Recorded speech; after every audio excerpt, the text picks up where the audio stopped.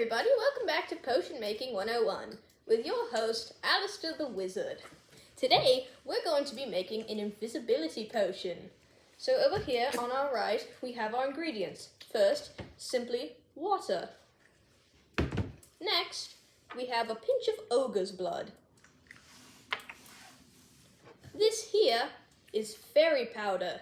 You never know when that'll come in handy. Normally it just adds flavor, but sometimes if you're lucky, you'll get an extra boost of energy with your potion. Might make it last longer even. And finally over here, we have unicorn dust. Now that we know what our ingredients are, our first order of business is to gather our equipment. It's quite simple, only two things that we really need here. We have our funnel. You don't want things to get messy, do you? And you have your potion bottle. Somebody stole my cauldron, and so now all we have is this dinky little thing. Anyway, I forgot to mention one thing. We're going to use this purple t-shirt I found lying somewhere. I don't know who it belongs to, but who cares? It'll work. We're going to use this as our cloth in case something inevitably goes wrong. Did I say inevitably? No, I didn't. Anyway, we're going to put this somewhere over here, and it'll be in the rest of the video. Don't worry, it's not a mistake. It's for safety. Now that we have everything laid out and ready to use, it's time to mix some stuff together. So, first order of business, pop the cork off of your bottle. We'll need it after all. Second of all, very important, you need to move your musical frog over to this section so you can see it. Obviously, as you know, this stands for good luck in my line of wizardry.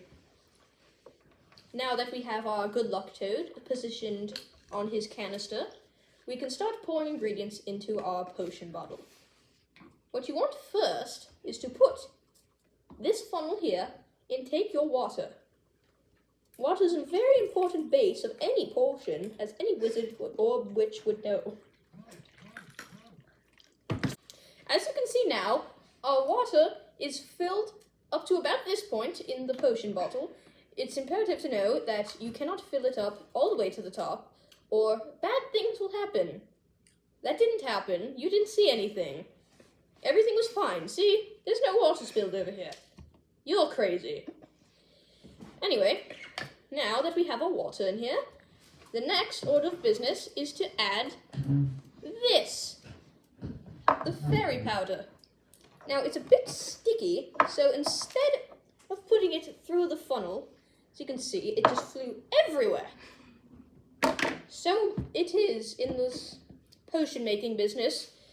Now, you have to dislodge it from this tray and sprinkle some into the bottom here. Small air bubbles should start coming up, and that's how you know it's reacting properly. If it's not doing this, someone scammed you. Please hold one moment while I gather some of this and drop it in here. It is quite sticky. Very well, that should be enough. Our next order of business is to add in our ogre's blood. This really combines well, gives it a nice flavor, and gives it the invisibility effect. I'm still not sure how that works. We have our vial, and we pour it in. As you can see, it clouds up very nicely. That's how you know it's working. And already, it looks quite nice. It looks like a potion. It's not a potion yet, though. We still have a few more steps. The second to last step, maybe third, we never know what's coming next, is you take your unicorn dust. You want to add a decent amount into your bottle here through the funnel. We'll pour it in. As you can see, it clouded in there. May give it a nice sparkly after finish. Oh gosh darn it, that darn goblin stole my ingredients again! Ugh, never mind, I'll deal with him later. Now, I think we can use a little bit more of the unicorn dust. You can never have too much, you know.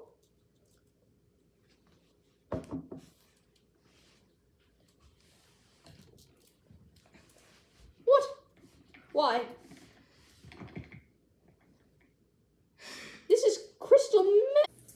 crystalline metal. It's crystalline metal. Like bismuth, metals like those. They enhance the strength of the potion that we're making. It wasn't anything that we shouldn't have been adding. It's perfectly normal. Anyway, now that we have all of our ingredients added to here, we may now go ahead and complete the final 2 steps. The first of which is to bless the potion with our magical toad. In order to do this, the process is quite simple, but if you mess it up, the devil will haunt you for the rest of your days.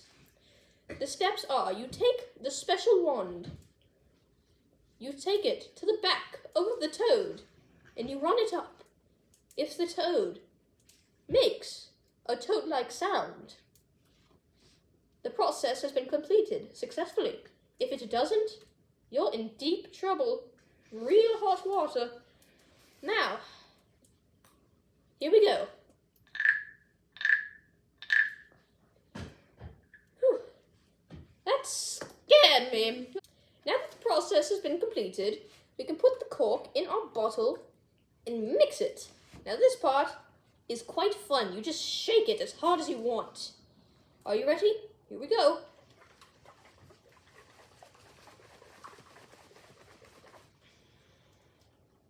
I think it's working. We might want to stir it a little bit more just to mix in the extra powders. And by powders, I mean the unicorn dust in the fairy powder. Listen, you know who I'm talking about. You know what happened. The metals. It was metal.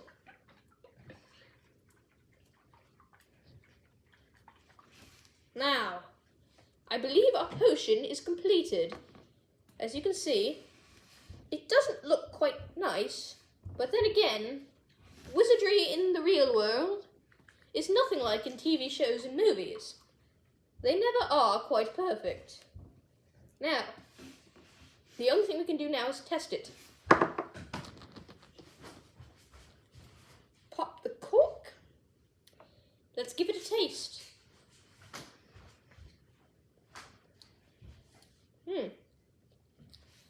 Well, it certainly tastes as I expected it would, but now we just have to see if it will make me turn invisible.